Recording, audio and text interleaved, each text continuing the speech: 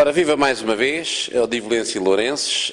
Estamos novamente numa instituição, porque o prometido é devido, no Grupo Recreativo Placenense, desta feita para conhecermos a exposição que está aqui exposta, que está a decorrer, e um dos autores dos vários quadros que aqui estão expostos, o Dr. Henrique Tigo, que por mero acaso, ou nem por isso, é o Presidente da Assembleia Geral deste grupo e que aqui nos vai ajudar relativamente aos quadros que estão expostos, explicando-nos um pouco a sua simbologia e, enfim, e toda a exposição.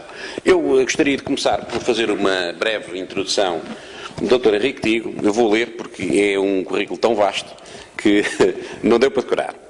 Portanto, isto é um livro que foi publicado aqui pela instituição, é mesmo a apelação, a história da apelação no tempo, cujo autor é o Dr. Henrique Tigo.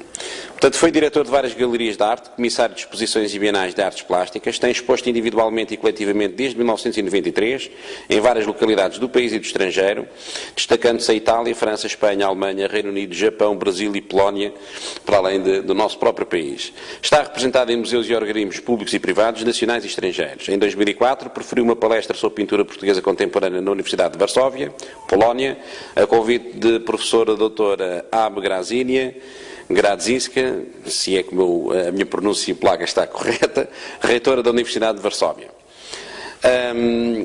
Expôs na Polónia também, o que aconteceu em 2004, a convite da Embaixada Portuguesa em Varsóvia e do Instituto de Camões. Foi professor de pintura na Universidade, de 2000 a 2003, fundador e presidente da Associação Escadote Cultural desde 2001 até dezembro de 2006. De outubro de 2007 a julho de 2008 dirigiu as aulas de iniciação em inglês e português vivo no projeto Recriar a Vida, da Câmara Municipal da Amadora, na Junta de Freguesia de Buraca.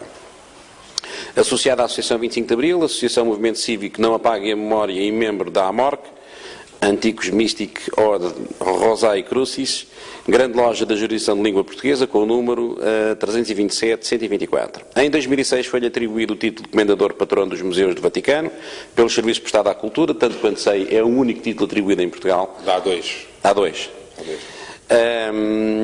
E a título meramente de curiosidade, o Dr. Henrique Tigo tem os títulos de Barão de São Henrique de Alfornelos, é futuro Barão de Santiago de Cacém, por via da ascendência que tem, Cavaleiro Honorário da Real Irmandade de São Miguel da Aula, título atribuído por Sua Alteza Real Dom Duarte Pio de Bragança em 2003. Também é Cavaleiro da Imperial Ordem da Estrela de Honra do Império da Etiópia, título atribuído por Sua Alteza Real Príncipe Emias Salassi em 2005. E, finalmente, Cavaleiro da Real Ordem do Leão de Ruanda, título atribuído por Sua Alteza Real Rei Kigali V de Ruanda em 2006. Portanto, é já um vasto currículo que o Dr. Henrique Tigo tem. E agora gostaria que nos falasse aqui começássemos aqui pelo primeiro quadro que aqui temos exposto. Eu vou, antes de começar por o quadro em si, vou-vos explicar um bocadinho. Esta exposição está inserida nos 101 anos do Grupo Recreativo Placenense e tem um bocadinho da minha arte. Não foi uma exposição feita de propósito. Há quadros aqui de 90 até 2001. Os quadros que aqui estão expostos, há duas vertentes principais. Uma são uma exposição intitulada Torre de Babel, em que eu agarrei em símbolos romanos, egípcios, cartagineses e adaptei-os à realidade de hoje. Ou seja, nós vamos ver aqui em alguns quadros como os símbolos de há 2.000, 3.000, 4.000 anos, hoje em dia, quando nós olhamos para eles, conseguimos rapidamente identificar que ainda são aqueles.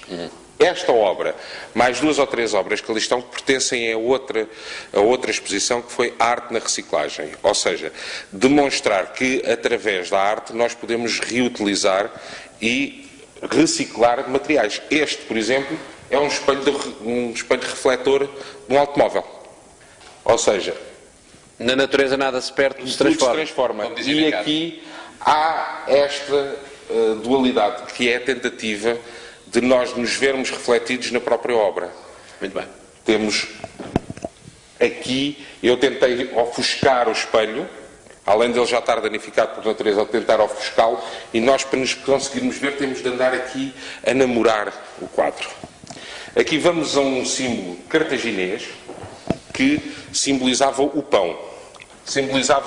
O pão.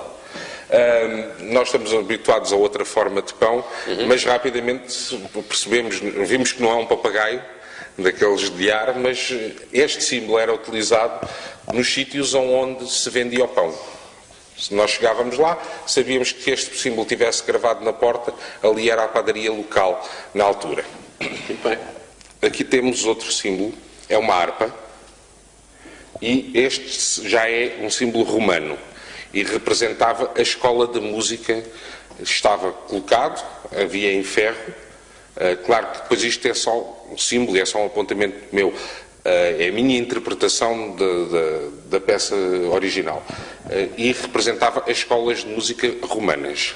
Se chegarmos aqui... Portanto, era a mesma simbologia que eles tinham para identificar. É aquilo que nós hoje designaríamos pictogramas, não é? Ou logotipos. Logotipos, muito bem. Este é que é um pé, e é fácil de identificar o pé, e era o símbolo dos ortopedistas, ou indireitas, ou curandeiros egípcios. Todas estas obras têm dupla tela, ou seja, têm a tela, que é pintada, e depois todos os símbolos são colados em cima de outra tela, de outro pano, para simbolizar também a colocação de o moderno com o antigo, ou seja, a tela em que os artistas começaram a pintar e a sua origem, que nunca era nestas telas tão certinhas, com madeirinha, era por onde havia. Muito bem. Comecei pela reciclagem. Esta obra tem duas reciclagens nela. Tem a parte da lata, que eu aqui demonstro que as latas enferrujam, estragam os rios, estragam o solo, contaminam tudo. E depois uma outra particularidade, que se calhar as câmaras não vão conseguir apanhar bem, que é, por baixo tem uma tela. E que tela é esta? É quando nós partimos os braços, as pernas, a cabeça, há aquelas gases que vêm com gesso. E o que é que isto simboliza? Se abandonarmos também uma lata ao Deus dará na rua, podemos tropeçar nela e partir um braço ou uma perna. Então fiz aqui a dualidade das duas. O material que pode ser inimigo do ambiente e não só pode-nos causar dor ao partirmos qualquer coisa, então está ali a gás. Aqui temos as novas tecnologias, ou seja, falamos do egípcio, dos cartagineses, falamos de história de há 3.000, 4.000 anos. Daqui a 3.000 ou 4.000 anos, esta obra é de 2.000, daqui a 2.000 ou 3.000 anos as pessoas vão ficar, o que é isto? São os chips dos nossos computadores, são as nossas coisas que eu quero deixar ficar gravadas, e foi uma obra feita mesmo na transição do século. Aqui, que simbolizava o conhecimento dos astros. Estou em falha e é meia culpa, não sei bem a quem eles representavam, mas qual das três civilizações, se a romana, se a egípcia, se a cartaginesa, que simbolizava isto como o estudo da astrologia. Era a estrela deles, não conseguia em lado nenhum descobrir que estrela é esta, nem de onde é que ela veio. Não sei se... Eu diria, também confesso a minha lacuna nessa matéria, mas diria que seria talvez a oriunda dos egípcios, não só pelas formas triangulares, mas também porque no Egito nasceram, é no Egito que nascem as escolas dos mistérios, que estudava praticamente tudo, designadamente a astrologia e a astronomia. Portanto, não me espantaria muito. Deve ser egípcio. Vamos acreditar nele e vamos considerar que é egípcio. Agora, aqui temos o símbolo cartaginês. E temos o símbolo cartaginês que simbolizava os talhos. Não havia a palavra talhos, não era conhecida de talho, mas era o caçador que caçava e que vendia para a comunidade. Tanto que está, ao contrário das outras, está pintada em cima de uma pele de animal. Temos a tela, mas tem uma pele de animal, e estes vermelhos é a tentativa de simbologia do sangue, e aí temos a cabeça muito bem no animal e a sua pata. Temos esta, que para mim é das mais fáceis, além do pé, de identificar. É um símbolo romano, e era o estandarte de guerra dos romanos. Claro, com algumas alterações, com algumas modificações, mas era o estandarte de guerra e simbolizava a guerra para os romanos. Temos a cobra, este sim um símbolo egípcio e de grande importância. Não é a Ouroboros, como é ela própria, mas é um símbolo muito importante para a civilização egípcia. Símbolo do conhecimento. Também. Aqui eu resolvi fazer uma paródia, resolvi brincar novamente. Não há só símbolos egípcios, romanos, cartagineses.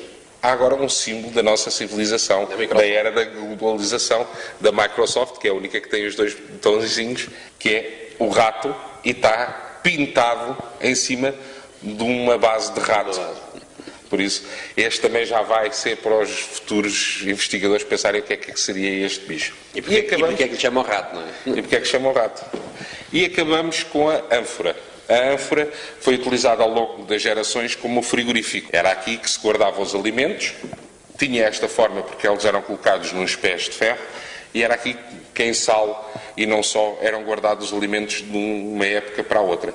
Depois começou a haver, com a civilização atual, ou civilização contemporânea, começou a haver a transformação e já não se contava com os pés, houve uma alteração, mas quem olhar para aqui também rapidamente se percebe. Ou seja, na totalidade dos quadros conseguimos compreender que, passados 2.000, 3.000 anos, 4.000 em alguns casos, os símbolos ainda são praticamente os mesmos.